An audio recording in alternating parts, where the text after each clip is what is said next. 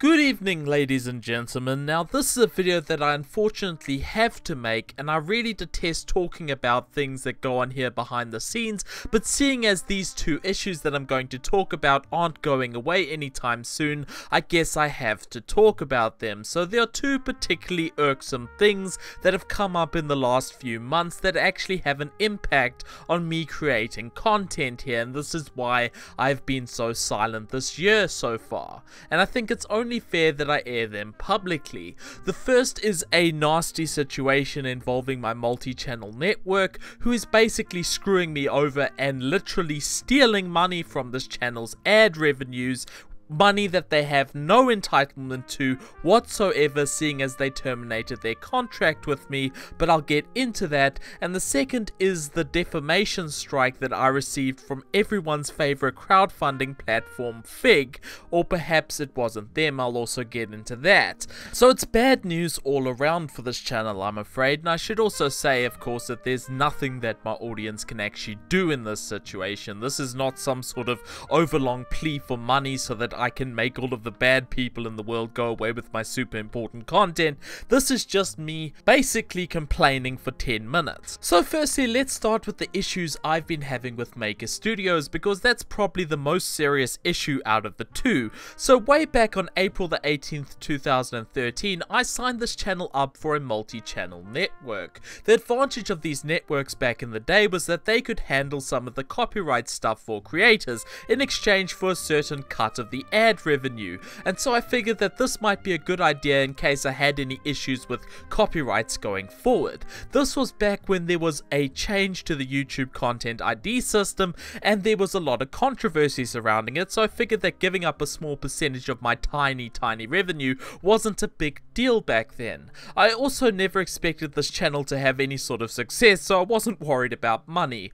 And of course, not to mention the legal and tax reasons, which I won't go into here, I didn't set up the account to receive payments. I just sort of let it accumulate and didn't pay much attention to it. Now flash forward a few years to 2014-2015 and Maker decided to come out with this new payment system called Maker Max. And so I just signed the channel up for that as well, but again, I didn't try and make any payments out or anything there either. I wasn't terribly worried because I don't think I would have even met the $100 payout threshold at that point. It wasn't really until this year where things began to get complicated, because in about March I noticed that I couldn't log into this Maker Max account that I'd set up many years ago. I kept trying to reset the password, and every time it said it was sending an email to the associated email address, which would be my main Gmail logically, right? But it didn't arrive. I couldn't log into Maker Studios all of a sudden. And that was just a couple months ago. Anyway, it wasn't until April this year that this ridiculous situation finally began to unravel. So on the 5th of April 2017, I got this email to my personal account stating that Maker were releasing me from my contract from the 15th of April. Now what this would mean is this: the legal relationship between me and Maker has officially been severed from that date, and basically they have no more right to any of my YouTube revenue and no more right to manage this channel whatsoever. And in fact, the email I received from them stated that my channel would be quote-unquote released back to Google from that date, and if I wanted to make money from my videos again, I would have to partner with Google. And I didn't mind this at all. That's fine. I finally got my account out of Maker Studios. However, I didn't. That's the key point. My channel still remains under the control of Maker. Maker are still linked to this channel and still making money off my channel despite having no legal reason to do so. So basically this amounts to theft. They're taking money from me and advertisers and Google that they have no entitlement to. Now, I've taken several steps to remedy this situation. I've sent them 2 support tickets thus far and 4 requests to unlink my account from Maker in the last 9 days alone, with absolutely no response. I requested to unlink my account as soon as my contract was over and they didn't do it, and that request was open for 10 days, and then within 24 hours of me sending my first email to them, that request was suddenly closed mysteriously. I will continue to bombard them with emails to get the hell out of my account, which they have no legal right to be in the first place. But until this hostage crisis is finally resolved, there's very little I can do besides demonetizing all of my videos. So if you see an ad on any of my content, they are there against my will and are there to make someone else who doesn't deserve it money. And further to that, I provided links to all forms of ad block that I can find down below, so feel free to turn that pesky thing on. These people do not deserve a single red cent, and so that is the situation. Until this channel is released from Maker's control, I will continue to pester them for as long as it takes for them to stop stealing from me and Google and everyone else. It is that simple. I will post a video if and when the situation is resolved. Though with the level of service they have provided thus far being appalling to say the least, I'm not optimistic. Now, out of the frying pan into the deep fryer. So another issue that has arisen over the last few months was a defamation strike against one of my videos. Now this happened back in April, but I didn't actually find out until recently because, and get this, I received no email from YouTube telling me of who was responsible or what had happened at all, so I can only guess that this was Fig who filed this strike. I have no proof of who did it. Now what a defamation strike does is block the video in certain selected countries who the complainant doesn't want the video seen in.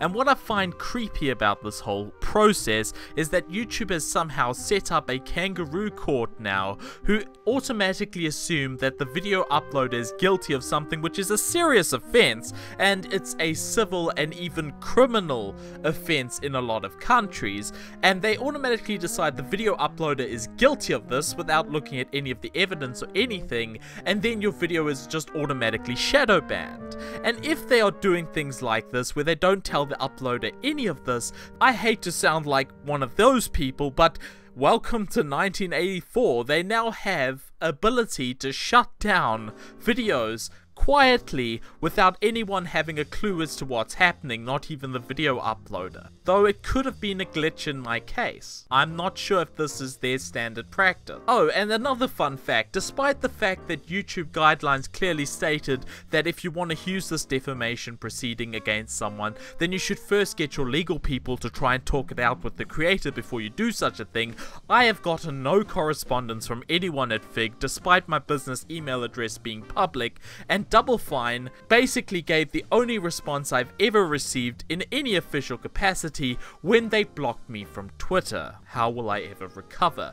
And so this takes us back to Fig themselves. Now I was going to make a very well considered video on this, looking at how the company has changed over the last year since my previous work on them, but after much research the reality is that little has changed, except for that they have had such trouble actually getting money from investors, let alone paying it out to game studios, that they have changed their model to now, instead of your money going to the studio directly, it all goes into one big pot, at least the investment funds do, and then that pot is ladled out by Fig arbitrarily based on the campaign performance. And so the numbers on their website are now totally arbitrary. That's the biggest difference from before. And so the prognosis is much the same. Now the issues with this capital fundraising, some have alleged, is down to them using Title 4 of the Jobs Act rather than Title 3, because Title 4 would give them the ability to raise up to $50 million as opposed to $1 million. However, Title 4 is a lot more restrictive on what you can do with the money, but don't listen to that explanation. I have to confess right now that it was all me. Yes, a guy with no connections to the US gaming industry or finance industry whatsoever, living on a tiny island thousands of miles away, managed to destroy an entire company by the nefarious, super-villainesque act of reading publicly available documentation. Now comes the part where we throw our heads back and laugh. Ready? Ready! So there we have it, 1 to 2 companies hell-bent on screwing this channel over, and I wish them the best of luck. I will keep you updated on the Maker situation as things arise, and of course it's a lot more content for me to actually work on despite these stupid distractions and this revenue being stolen and all this other nonsense. So thank you to all of my fans and subscribers, and as always, good night and good luck. I see my light come shine.